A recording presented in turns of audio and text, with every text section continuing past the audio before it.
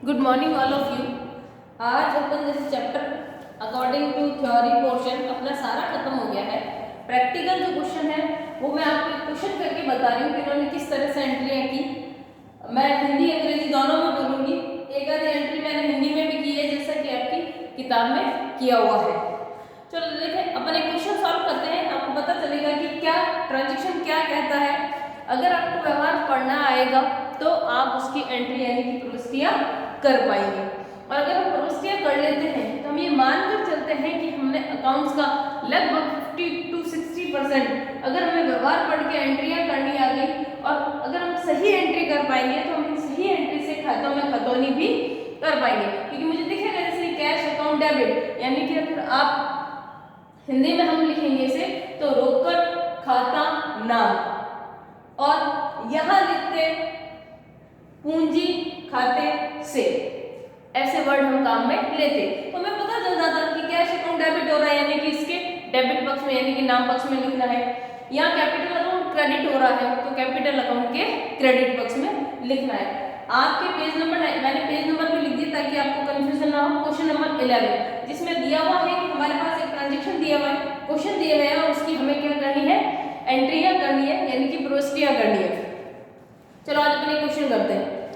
देखो क्या कह रहा है, कह रहा है हिमांशु की पुस्तकों में निम्न लेन देनों का रोजनामचा प्रविष्टियां लिखी। हम यहाँ नाम लिख देंगे बुक्स ऑफ हिमांशु, यानी कि मेरे पास थोड़ी जगह कम पड़ रही थी इसलिए मैंने नहीं लिखा बुक्स ऑफ हिमांशु या हिमांशु की पुस्तकें, ऐसा हम ऊपर हेडिंग डाल सकते हैं।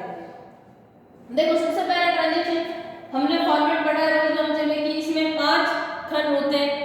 एक डेट यानी दिनांक का होता है, पर्टिकुलर जिसमें कि विवरण कहते हैं हम, एलएफ जिसमें लिखा हुआ वही खाता संख्या आपके लिखा हुआ है, जनरल नंबर या एलएफ होता है। मोस्ट ऑफ हमारे पास ये जो स्ट्रक्चर है ये वाला जो खाना है काम में नहीं आता। फिर हमने लिखा है नाम पक्ष यानी कि डेबिट और जमा पक्ष यानी कि क्रेडिट। अगर आपसे पूछ ले रोजनामचे में या रोजनामचे के स्ट्रक्चर में कितने खाने होते हैं तो 5 होते हैं। कौन कौन से, डेट, पर्टिकुलर, एलएफ या जेएफ या डेबिट और क्रेडिट, जिसको मैंने आपको हिंदी में भी बता दिया है, दिनांक, विवरण, वही खाता संख्या, फिर लिखा हुआ नाम पक्ष और जमा पक्ष। देखिए सबसे पहले क्या कह रहे हैं, 2017 आपके पहला ट्रांजेक्शन दे रखा है 1 दिसंबर 2017 रोकड़ से व्यापार प्रारंभ किया।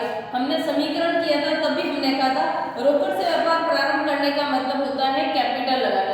हमने ये डेफिनेशन भी पढ़ी थी कि व्यापार को शुरू करने में लगाया गया धन पूंजी कहलाता है। देखिए सबसे पहले हमारे पास है, जब हमने व्यापार स्टार्ट किया तो हम पैसा लाए व्यापार में, हमने कहा था व्यापार में जो वस्तु आएगी उसको हम डेबिट करेंगे, तो हमने यहाँ पर किया cash account debit to capital.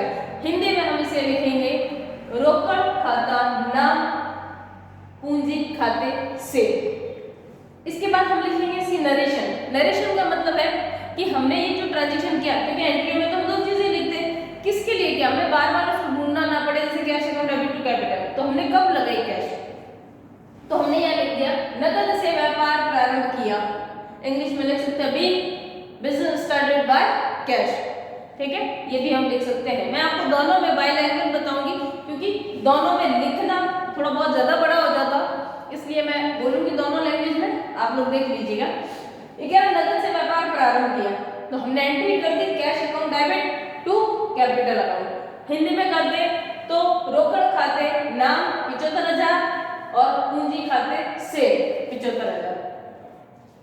Next देखो इसमें नेक्स्ट क्या ट्रांजेक्शन कहता है, नेक्स्ट कहता है आपका 7 दिसंबर नगद माल खरीदा। देखो वर्ड कह रहा है नगद माल खरीदा, तो इसका मतलब कैश का ट्रांजेक्शन हुआ। ये देखो हमने एंट्री की purchase account debit to cash.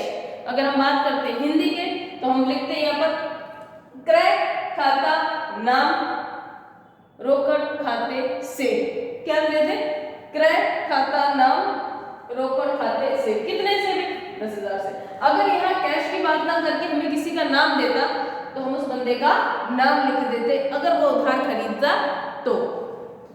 Third transaction देखिए कह रहा है 9 दिसंबर, देखो हम डेट भी बराबर डाल रहे 9 दिसंबर कह रहा है स्वाति को माल बेचा। अब देखो स्वाति को माल बेचा नाम दिया हुआ है, ऐसा वर्ड उन्होंने काम में नहीं लिया कि स्वाति को नगद माल बेचा, इसका मतलब उधार ही बेचा होगा डेफिनेटली। और हम इससे पहले वाले चैप्टर्स में भी पढ़ चुके हैं कि हम जब किसी से उधार ट्रांजेक्शन करेंगे तो कैश की जगह उस बंदे का क्या आ जाएगा, नाम आ जाएगा। और इन्होंने यही कहा कह रहा है 9 दिसंबर को स्वाति को माल भेजा, तो हम स्वाति को माल बेच देंगे। हम लिखेंगे, देखो एक मैंने हिंदी में भी दी, स्वाति खाता नाम विक्रय खाते से। अगर हम इसको इंग्लिश में लिखते तो Swati is account debit to sales लिखते हैं, Swati is account debit to sales लिखते हैं। कितने से, देखिए 5000 से। नेक्स्ट क्या कह रहा है, नेक्स्ट हमारे पास 12 दिसंबर को कह रहा है फर्नीचर खरीदा। अब देखिए इसमें नगद खरीदा या उधार खरीदा ये नहीं बता रहा। अगर मैं कह दूं कि मैंने एक टी शर्ट खरीदा, इसका मतलब अगर नॉर्मल लैंग्वेज है इसका मतलब हमने कैश ही खरीदा होगा। अगर किसी बंदे का नाम दे देते राम से खरीदा, शाम से खरीदा, इसका मतलब हो सकता था कि वो उधार खरीदा हो। अगर ऐसे लिख देता राम से नगद खरीदा तो वो नगद ही खरीदा, खाली नाम होता तो उधार खरीदा। अब यहाँ तो लिखा फर्नीचर है तो हम ये मानते हैं कि हमने नगद ही खरीदा होगा। तो हमारे पास एंट्री आएगी purchase account debit to cash, जिसको हम हिंदी में लिखेंगे फर्नीचर खाता नाम रोकड़ खाते से। क्या लिखेंगे, फर्नीचर खाता नाम रोकड़ खाते से। नरेशन लिख देंगे being purchase furniture purchase by cash, या हम लिख देंगे जो है फर्नीचर नगद क्रय किया गया। अब देखिए आगे 18 तारीख को कह रहा है स्वाति से पूर्ण भुगतान के रूप में 4000 रुपए प्राप्त हुए। अब देखिए स्वाति से पूर्ण, ये आपके लिए इंपॉर्टेंट है और इसकी हम थ्योरी भी पढ़ चुके हैं। स्वाति से पूर्ण भुगतान के, देखो हमने स्वाति को माल कितना बेचा, 5000 रुपए का, लेकिन स्वाति मुझे पूर्ण भुगतान में कितने रुपए दे रही है, 4000 रुपए। इसका मतलब 1000 रुपए का मुझे लॉस हो रहा है। अब उस लॉस को हम दिखाएंगे कैसे, उस लॉस को हम डिस्काउंट के रूप में दिखाते हैं। हम ये मानकर चलते हैं कि स्वाति को हमने 5000 रुपए का माल बेचा और वो 1000 रुपए कम दे रही है, तो हम उसे किस में डालते हैं, डिस्काउंट में। इसके बारे में हम डिटेल में पढ़ चुके हैं पहले।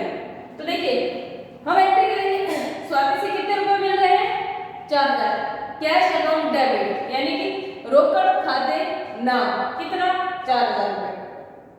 1000 रुपए वो हमें नहीं दे रही, जिसको हम कहाँ डालेंगे, डिस्काउंट में। तो डिस्काउंट अकाउंट डेबिट 1000 से, यानी कि बट्टा खाता नाम 1000 से टू स्वाति, ठीक है, यानी स्वाति खाते से लेते हैं यहाँ पे टू स्वाति। हो गया पूरा 5000 से क्रेडिट। देखो यहाँ स्वाति 5000 से डेबिट हो रही थी, यहाँ 5000 से क्रेडिट, मामला बराबर। वापिस बता देती हूँ, हमने स्वाति को 5000 का माल बेचा और स्वाति हमें केवल 4000 रुपए दे रही है, यानी कि 1000 रुपए वो नहीं देगी। वर्ड लिखा हुआ है पूर्ण भुगतान में दिए, पूर्ण भुगतान यानी 5000 का सामान बेचा और दे कितने रही है, 4000। मेरे पास तो इतने ही, आपको भी देते हो ना, किसी को सब्जी वाले को भी आप देते हो, वो कितना 55 रुपए, वो कहता है हमारे पास तो 50 रुपए, वो मांगता 55 है, हम देते हैं उसको 50 है, ये भी हम उसे कम ही दे रहे उसके अकॉर्डिंग। तो ये यहाँ पर देखिए 5000 का माल बेचा, लेकिन वो पूर्ण भुगतान में हमें कितने मिल रहे हैं, केवल 4000 रुपए। तो 1000 रुपए कहाँ जाएगा, डिस्काउंट में। हम एंट्री करेंगे cash account debit, discount account debit to Swati. Hindi में करेंगे रोकड़ खाता नाम बट्टा खाता नाम स्वाति खाते से, ठीक है। Being cash received from Swati, हम लिख देंगे हमें स्वाति से नगद प्राप्त हुए। अब देखिए नेक्स्ट क्या कह रहा है, 25 दिसंबर को किराया चुकाया। किराया हमारे लिए खर्चा है, तो हम पढ़कर आए हैं जितने भी एक्सपेंसेस होते हैं वो डेबिट होते हैं, तो हम rent account debit to cash. भैया आप किराया चुकाओगे, सैलरी चुकाओगे, ये नगद ही चुकाओगे, ये उधार कैसे चुका सकते हो? क्या आप किसी को कह सकते हो भाई मान ले मैंने तेरे को सैलरी दे दी उधार दे दी, ऐसा पॉसिबल नहीं है। या आप अपने मकान मालिक को कह सकते हो कि आप मान लो कि मैंने आपको किराया दे दिया, ऐसा पॉसिबल हो सकता है क्या? नहीं, वास्तव में हम उसको नोट गिराएंगे तब होगा यस हमने उसको किराया दे दिया। तो देखिए खर्चे हमारे लिए डेबिट होते हैं, rent account debit to cash. Hindi में क्या करेंगे, किराया खाता नाम रोकड़ खाते से। नेक्स्ट देखो क्या कह रहे हैं, कह रहे हैं दिसंबर 30 दिसंबर को वेतन का भुगतान किया। वेतन किसी को सैलरी पे करना भी हमारे लिए क्या है, खर्चा है, ठीक है। तो देखो हम खर्चों को डेबिट करेंगे, salary account debit to cash, ठीक है। तो देखो salary account debit to cash, या हम इसे हिंदी में लिखते वेतन खाता नाम रोकड़ खाते से, वेतन खाता नाम रोकड़ खाते से। नरेशन में लिख देंगे being salary paid by cash, ठीक है, या आप हिंदी में लिख दोगे वेतन का भुगतान किया गया, या लिख दोगे किराए का भुगतान किया गया। इस तरह से हम एंट्रियों को करेंगे, बकायदा फॉर्मेट बना के करना है। यहाँ पर मेरे पास जगह कम थी इसलिए मैंने फॉर्मेट नहीं बनाया। देखिए डेट लिखा है, बाकी मैंने डेबिट क्रेडिट सब प्रॉपर वे में लिखे। आपको भी इसी तरह से प्रॉपर वे में लिखना है। हम एक और क्वेश्चन करेंगे जिससे हम खातों में खतौनी करना सीखेंगे, यानी कि इनको इसके लेजर में कैसे ट्रांसफर करेंगे। अगर अपन चाहें तो अभी एक करके देख सकते हैं। जैसे अगर मैं ये यहाँ से साफ कर दूं और मात्र एक एंट्री का अगर मैं आपको खाते में खतौनी करके बताऊं,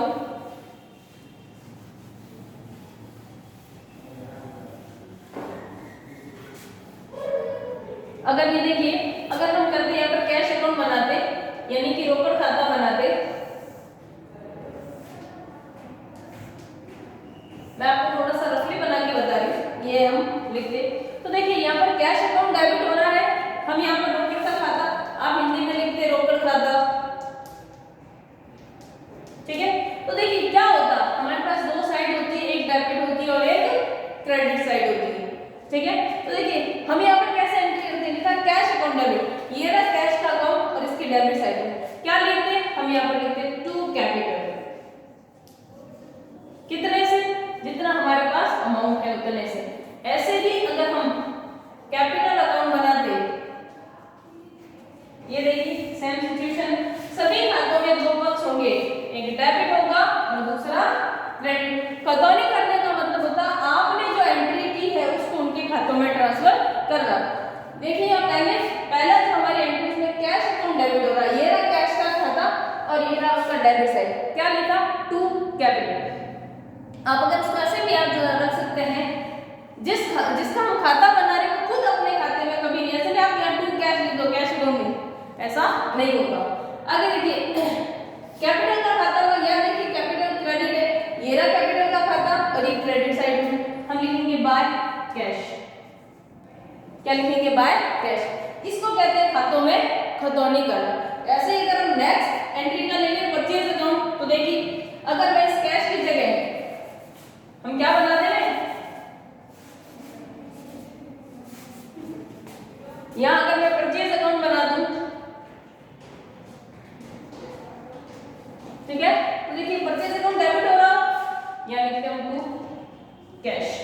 और अगर कैश का अकाउंट है, जिस तरह से अगर यहां बना रहता तो हम यहीं पे लिख देते, लेकिन मैंने उसको साफ कर दिया था इसलिए हम अलग बना रहे हैं। कैश अकाउंट में क्या होगा बाय, क्योंकि यहाँ पर कैश अकाउंट क्या हो रहा है क्रेडिट हो रहा है, वहां पर क्या हो रहा था डेबिट, तो डेबिट। अगर हम बात करें इसी की डेबिट, तो यहाँ पर हम लिखते हैं टू कैपिटल। तो देखिए अगर हमने एक बार खाता बना लिया उसको हम कंटिन्यू चलाएंगे, जैसे कैश अकाउंट हमें दोबारा बनाने की आवश्यकता नहीं है। अगर एक बार बना लिया तो सारे ट्रांजेक्शन इसी के अंदर, डेबिट हो रहा है तो डेबिट और क्रेडिट हो रहा है तो क्रेडिट। आप लोग थोड़ा सा इसको कोशिश करना, एंट्री करना और खातों को खतौनी करना। अपन आगे हो सकता है एक दो और प्रैक्टिकल क्वेश्चन लेंगे, उसके बाद अपन चैप्टर 4 स्टार्ट करेंगे। Thank you.